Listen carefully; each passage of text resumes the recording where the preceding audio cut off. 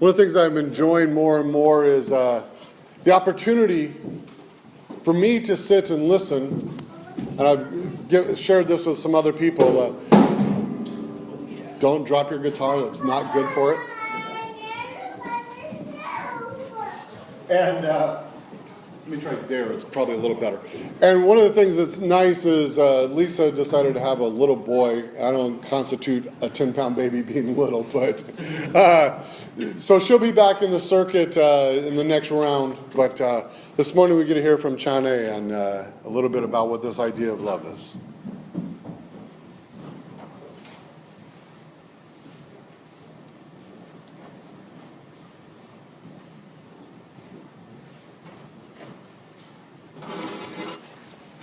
Been cold all morning, and now all of a sudden a sudden flash of heat is taking over.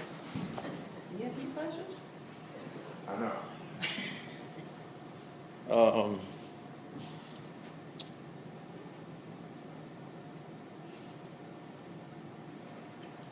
So one of the things, in coming and learning, I was never involved with Advent growing up.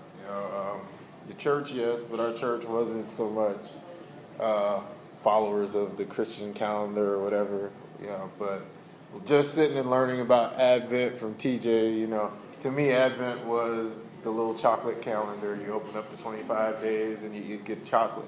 And if you ask my wife, I probably would eat chocolate on days when I was not supposed to.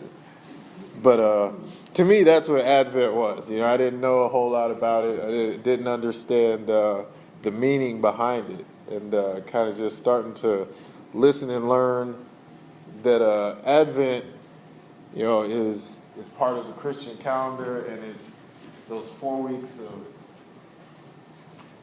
expectation and kind of preparation of getting ready for that new season, to refresh yourself and be ready to be a new creature and do new things in Christ. And last week, TJ kind of spoke on hope, and just like I say, once again, that expectation. And I like to look up the Greek and Hebrew and different words like that for hope. And when I looked up hope, there was two different words that came up a lot. One was a word called tikva, which was a sense of anticipation. And when you think about the Christmas season, anticipation, you start to think about, I still have the mindset of a little kid, so I started to think about all the gifts I'm going to get. Yes, I get new shoes and jeans and maybe a fly pole. Maybe a fly pole. So, but just, you get that anticipation and that hope and anticipation. The other one was elpis, which depicts a sense of confident expectation.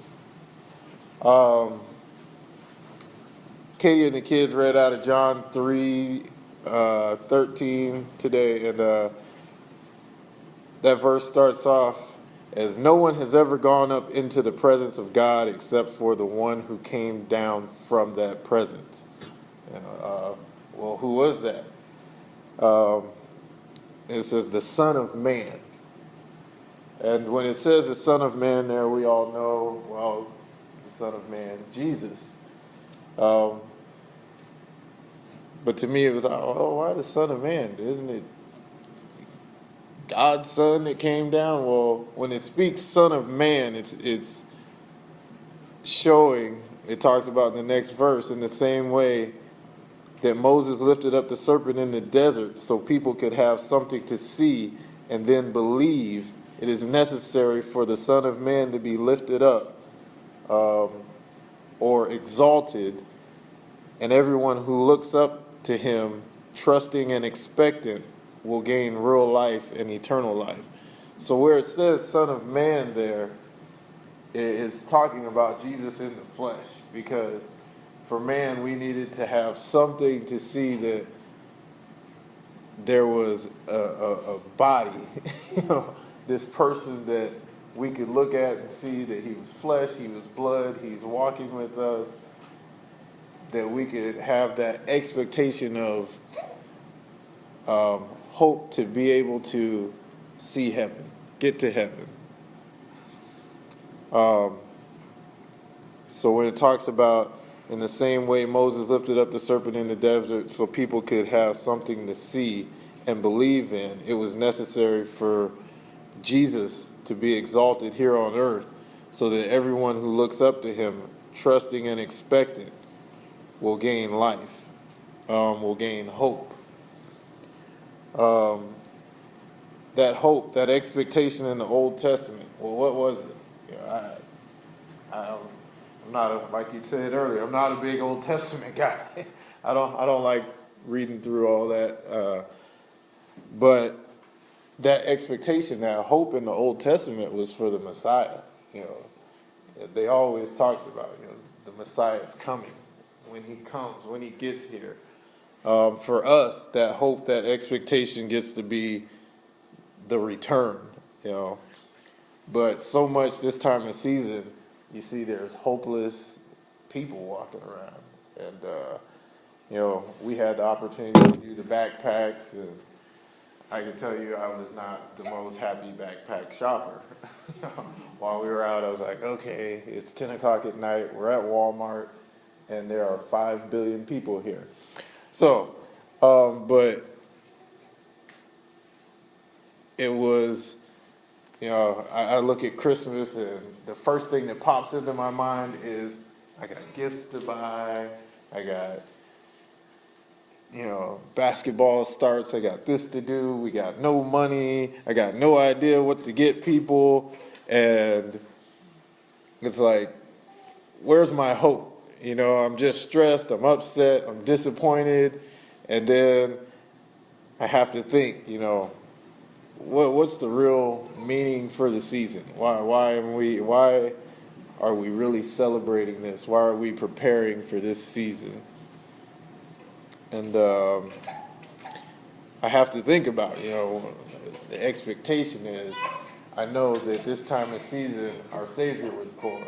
You know, Jesus came, he was born to give us the opportunity. And when I think about it, you know, I think about what's it really about, you know, the opportunity to love him and to send him love because he first loved us. And then I get hope. You know, I think about the real true reason for the season. Hey, it's not about me. It's not about me buying gifts. It's not about me. It's about him. And looking at the sacrifice that was made for us. And that doesn't fix anything for me financially. I still don't have any money. I still don't have any time. And I still don't know what I want to get people. But I do know and I believe that, like in verse 16, for God so loved the world that he gave his only begotten Son, that whoever believes in him should not perish, but should have everlasting life. And those that are hopeless, those that are walking around, you know, the Scrooges, the Grinches, you know, they don't have that hope. You know, they don't have that understanding that God loved us first. You know, there was nothing we did, nothing that we, no action, no works, nothing that we did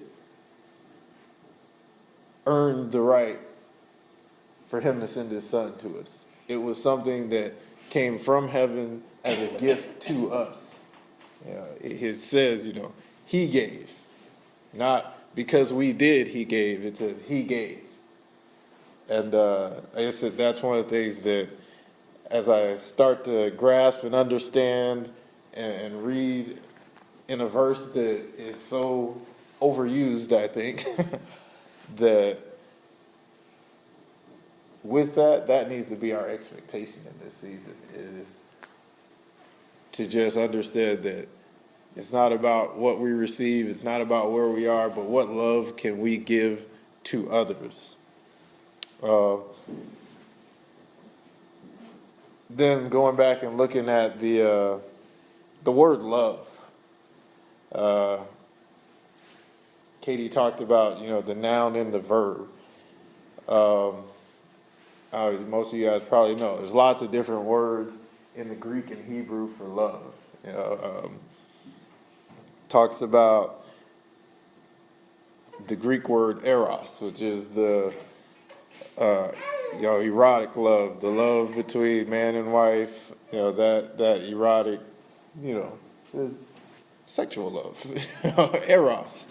And then talks about the word phileo, right? Is that right? Okay. And that is that fervent love, the love that you have towards your brother, that brotherly love that, at the Peter, Jesus asked Peter, "Do you love me?" And Peter replies, "Yes, I love you." Well, if you look that up, when Peter replies, he's replying out of phileo. He's saying, "Yes, I love you." But when Christ asks him, "Do you love me?" he's asking out of the next one, agape, that divine love, that unconditional. And Christ is looking for that agape. Now I went and looked up Hebrew, and the Hebrew word for agape is hesed. And it was eye-opening when I read the definition of this, because I've heard agape before, unconditional love, and the love without strings attached, and none of that, things that the world attaches to love. But when I read the definition of hesed, it says the deliberate choice of affection or kindness. And the word that really got me was deliberate. That deliberate choice. Even with my own kids sometimes. I have to remind myself. But that is that deliberate love. It's something where in situations where it's like, I don't really like you, I don't really want to talk to you, it's that love that my wife shows me most of the time. But that love that I'm going to make the deliberate choice to be affectionate and kind. So where it says he gave his son, his one and only son, that was a deliberate, affectionate, kind choice. And that was a sacrifice that he was willing to make for us. And this is why he gave his son, his only son. And this is why. So that no one need be destroyed by By believing in him, anyone can be whole and can have a whole and lasting life. God didn't go to all the trouble of sending his son merely to point out an accusing finger, telling the world how bad it was. He came to help put the world right again. Anyone who trusts in him is acquitted.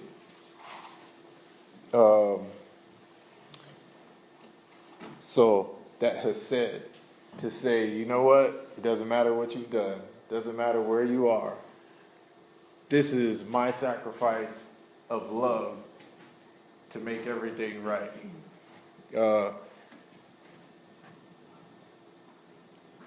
I forgot to write down the verse, but there's also in the Bible where Christ is washing the disciples' feet. And he's doing this and he's telling them, this is to make you clean. This is my sacrifice of love to show you that by accepting this, you're clean. And I believe it was also Simon Peter who didn't want his feet washed. He said, no, I don't want you to wash my feet. Let me wash your feet. He says, unless you allow me to do this, you do not know me. And so Simon's like, oh, well, wash my hands, wash my feet, wash everything, give me a whole bath. And the Lord's like, no, I'm going to wash your feet because this puts you with me, but you're still not clean. Because the Lord knows that there's going to be a betrayal later on down the road. He says, but my sacrifice of cleaning, of pouring out, and washing you is going to be good enough to clean you. My love was enough. And if we look during this season, like I said, going back to the hope that TJ talked about, you know, those that have no hope don't understand that you don't have to be perfect. They don't understand that it's not about a bunch of rules. They don't understand that it's not about doing this and doing that, but it's just about accepting that love and understanding that you're not going to be perfect. You're not always going to do the right things, but by accepting Christ's love, that's where you gain hope.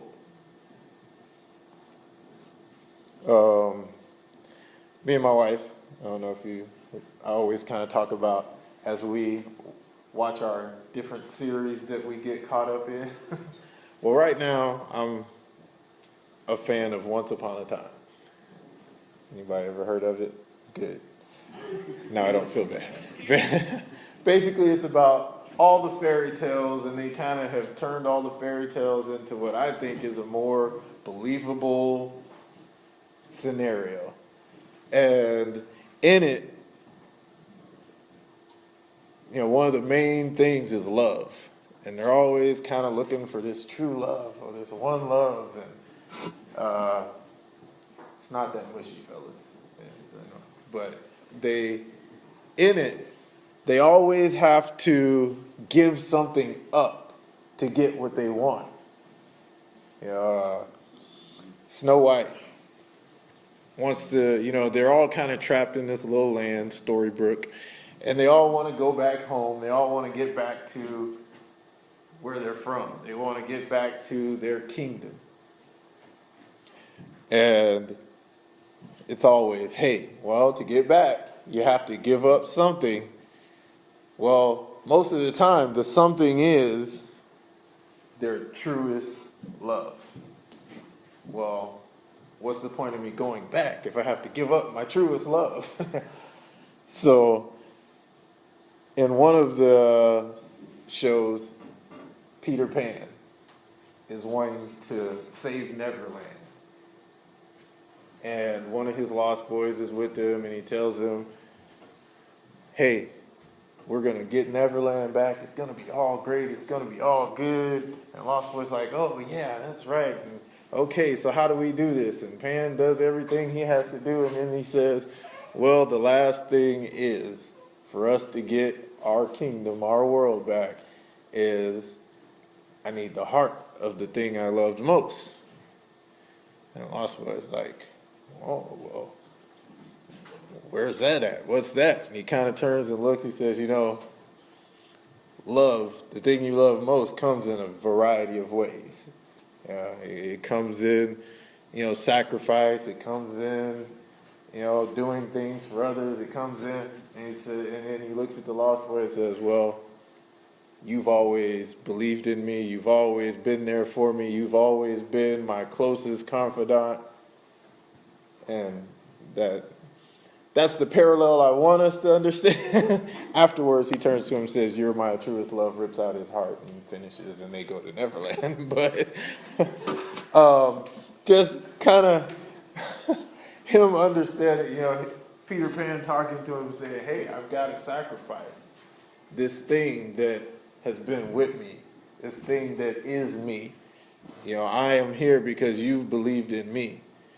And when Christ really, as he gave Christ, and as God, when he gave Christ, he was kind of doing that and saying, hey, this is the thing I love most. This is my one and only begotten Son, but I am willing to have him come to earth so that you can come back to my kingdom, so that you can be with me again. Now, along with that, it talks about anyone who refuses to trust him has long since been under the death sentence without knowing it. And why? Because of that person's failure to believe in the one of a kind Son of God.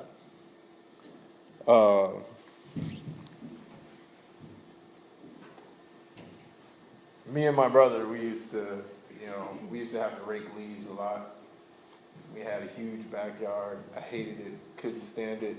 So one thing we used to do is we used to rake leaves and leave them in a pile and then pray for snow. Please snow, please snow, please snow, please snow. And it would eventually snow if you leave the leaves out there long enough, which we did. And they'd sit, and at the end of the winter, of course, what does Dad say? Guess what you get to go do?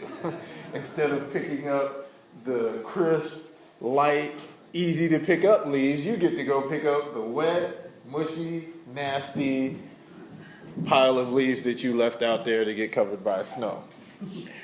And so, begrudgingly, we'd go out and we'd pick them up, and as we start to rake them up and get to the bottom of the pile, we'd see that underneath it, we'd killed the grass.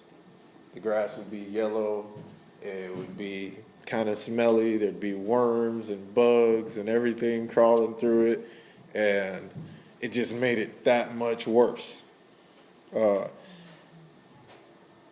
And plus, we'd always think, man, we just ruined the grass. We just destroyed the grass. It's over, Dad's gonna go wild, and we're in for it. But one thing we found was that once the leaves were removed and the sun started to come out and it started to warm up, was that light, that sun would start to heal that patch of grass. That grass that we thought there was no hope for, no chance that it was going to live, had worms and bugs and everything crawling through it.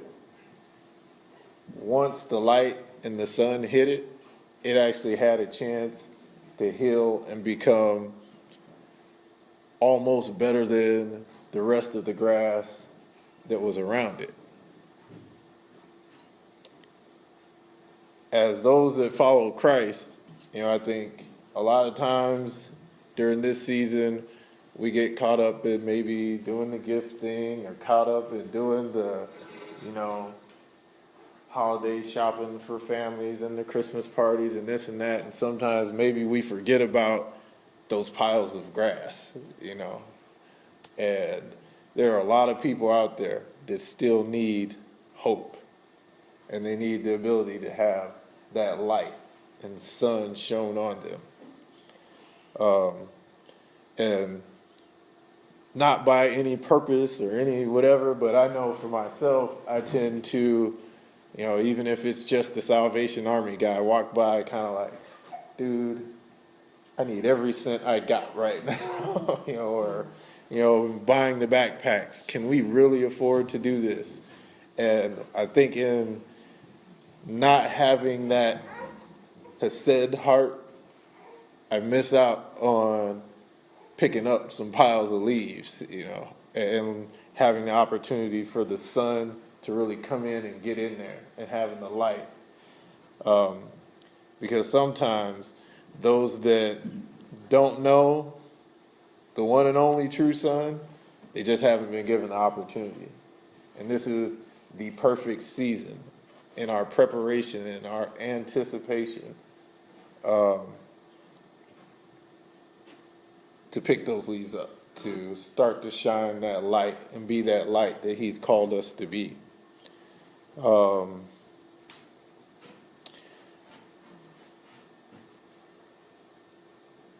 Advent, for me, is starting to become something that I really start to look at myself during this time of year and say, where am I and where do I want to be?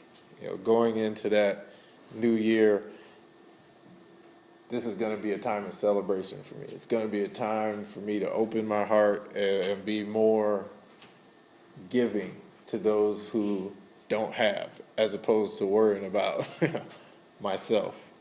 And I pray and I hope that in that his light will be able to show through, and that it will be able to bring more people to a place of hope and love. And that's all I got for you today. So, dear Lord, I just come to you today. Just thank you for the opportunity to speak what you've given to me. Just thank you for the sacrifice you made for us. I thank you that you sent your son to earth as a sacrifice of love and as a choice of affection and kindness. I'll just ask that you would give me the strength to return that to people that I come in contact with during this season. In your name I pray. It's a choice we have. It's a cool thing about God. God isn't one of these gods that some other gods in the world are that are demanding. Here's what you have to do. A, B, C, D, E, F, G. God's kind of like the Lost Boys, although I've never seen that show, that says, hey, are you willing to give up? Are you willing to sacrifice your own stuff, your own things? That's a question that we each get to answer ourselves. And it's not just one time. Sometimes it's every morning. Sometimes it's 100 times in a day.